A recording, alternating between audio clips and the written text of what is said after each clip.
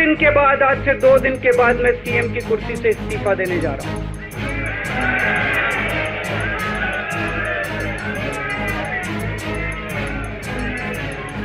और मैं तब तक सीएम की कुर्सी पे नहीं बैठूंगा जब तक जनता अपना फैसला ना सुना दे। मैं पहले से ही बता रहा था, राजनीति में नहीं जाना, समाज की सेवा करो, बहुत बड़ा आदमी बन जाएगा। लेकिन उसके दिल में लगा, कोई बात आई नहीं। और आज जो होना तो हो गया। करीब 6 महीने बाद तिहाड़ जेल से बाहर आए दिल्ली के मुख्यमंत्री अरविंद केजरीवाल ने 15 सितंबर को ऐलान किया कि वो 2 दिन बाद मुख्यमंत्री पद से इस्तीफा दे देंगे। उनके इस ऐलान के बाद जहां दिल्ली की सियासत गर्मा गई है, वहीं समाज सेवी अन्ना हजारे की प्रतिक्रिया भी सामने आई है। अन्ना हजारे ने कहा है कि वो पहले ही कह रहे थे कि केजरीवाल समाज की सेवा करें, राजनीति में न जाएं। केजरीवाल के इस्तीफे के ऐलान के बाद चर्चा हो रही है कि दिल्ली का नया मुख्यमंत्री कौन होगा। अरविंद केजरीवाल ने अन्ना हजारे की अगुवाई में हुए भ्रष्टाचार विरोधी आंदोलन के बाद ही आम आदमी पार्टी का गठन किया था। इसके बाद वो दिल्ली के मुख्यमंत्री बने थे। सुनिए केजरीवाल के इस्तीफे के ऐलान पर अन्ना हजारे का पूरा बयान। मैं पहले से ही बता रहा था, राजनीति में नहीं जाना, समाज की सेवा करो, बहुत बड़ा आदमी बन जाएगा। लेकिन उसके दिल में लगा, कोई बात आई नहीं।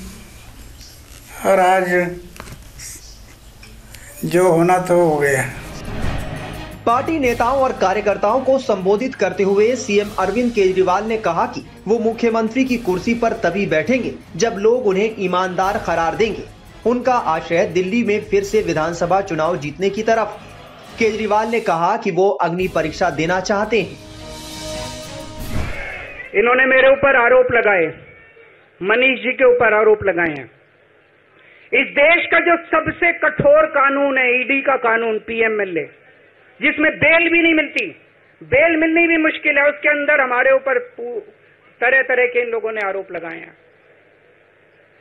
कोर्ट से हमको बेल मिल गई, उसके बावजूद आज की तारीख में, आज जो स्थिति है, इससे फालतू कोर्ट और कुछ नहीं कर सकता था जितना कोर्ट ने कर दिया हमारे पक्ष में। हम कोर्ट के बहुत शुक्रगुजार हैं। कोर्ट ने हमें बेल दे दी, अभी बेल तक ही दे सकता था। अब ये केस चलेगा। मैंने वकीलों से पूछा, मैंने कहा मेरा दिल कहता है कि जब तक ये मैं कोर्ट से बरी होके ना आ जाऊं तब तक मैं सीएम की कुर्सी पे नहीं बैठूंगा। उन्होंने कहा जी ये 10 साल चलेगा केस, कोई कह रहा 15 साल चलेगा केस, कोई कह रहा 20 साल चलेगा केस। तो केस ये अभी लंबा चलेगा। आज कोर्ट जितना कर सकता था, कोर्ट ने हमारे पक्ष में निर्णय लिया है, हमें बेल दे दी। उन्होंने ऐसे कानून में जिसमें बेल मिलनी नामुमकिन होती है, उन्होंने बेल दे दी। आज मैं आपकी अदालत में आया हूं, जनता की अदालत में आया हूं। आपसे पूछने के लिए आया हूं, क्या आप केजरीवाल को ईमानदार मानते हो कि गुनहगार मानते हो?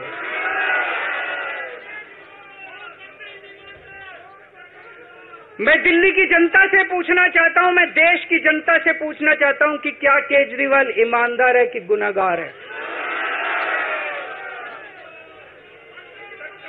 दोस्तों,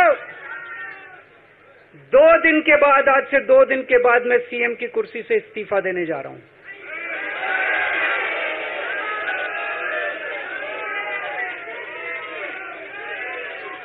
और मैं तब तक सीएम की कुर्सी पे नहीं बैठूंगा जब तक जनता अपना फैसला ना सुना दे। मैं जनता के बीच में जाऊंगा, गली गली में जाऊंगा, घर घर में जाऊंगा, और जब तक जनता अपना फैसला ना सुना दे कि केजरीवाल ईमानदार है, तब तक मैं सीएम की कुर्सी के ऊपर नहीं बैठूंगा। केजरीवाल ने कहा कि वो दोबारा चुनाव में जाएंगे और वो अपनी कुर्सी का फैसला जनता पर छोड़ते हैं। जनता तय करेगी कि वो फिर मुख्यमंत्री बने या नहीं। आज से कुछ महीने बाद चुनाव है, दिल्ली के चुनाव है। मैं जनता को निवेदन करना चाहता हूं, अपील करना चाहता हूं, अगर आपको लगता है केजरीवाल ईमानदार है, मेरे पक्ष में वोट दे देना। अगर आपको लगता है केजरीवाल गुनहगार है, मेरे को वोट मत देना। आप अगर मेरे को, अगर आपका एक एक वोट मेरी ईमानदारी का सर्टिफिकेट होगा। अगर आप मेरे को वोट देके जिताओगे और अगर आप कहोगे कि केजरीवाल ईमानदार है, तो चुनाव के बाद, उसके बाद जाके मैं सीएम की कुर्सी पे बैठूंगा। तब तक मैं सीएम की कुर्सी पे नहीं बैठूंगा।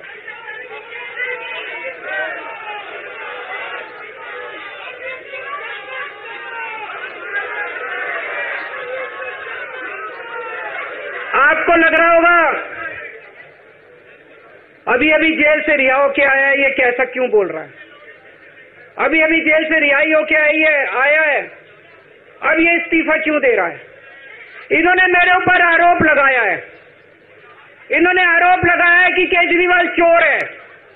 इन्होंने आरोप लगाया है केजरीवाल भ्रष्टाचारी है। इन्होंने आरोप लगाया है केजरीवाल ने भारत माता के साथ धोखा किया है। ये करने के लिए नहीं आया था मैं। सत्ता से पैसा और पैसे से सत्ता, इस खेल के खेलने के लिए मैं नहीं आया था। मैं देश के लिए कुछ करने के लिए आया था। जब 14 साल के बाद भगवान राम वनवास से लौटे, सीता मैया को अग्नि परीक्षा देनी पड़ी थी। आज मैं जेल से आया हूं, मैं अपनी अग्नि परीक्षा देने के लिए तैयार हूं।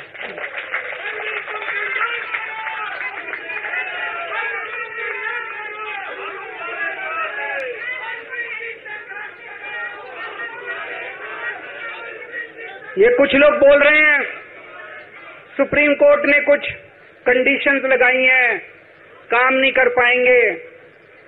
पिछले 10 साल में इन लोगों ने कंडीशन लगाने में कोई कसर छोड़ी थी? एलजी साहब ने कंडीशन लगाने में कोई कसर छोड़ी थी? केंद्र सरकार ने 1 कानून, 2 कानून, 3 कानून, कानून पे कानून डाल के मेरी पावर छीन ली, पर आपके काम बंद नहीं होने दिए मैंने। ये कंडीशन हमारे लिए कोई वो नहीं रखती, कोई हमारे लिए अड़चन पैदा नहीं करती। ये कंडीशन, इन कंडीशन को भी देख लेंगे, लेकिन मेरे लिए जो मायने रखता है वो है मैंने अपनी जिंदगी में ईमानदारी कमाई है। अगर आपको लगता है केजरीवाल ईमानदार है, जम के वोट दे देना मेरे पक्ष में। चुनाव के बाद सीएम की कुर्सी पे जाके बैठूंगा।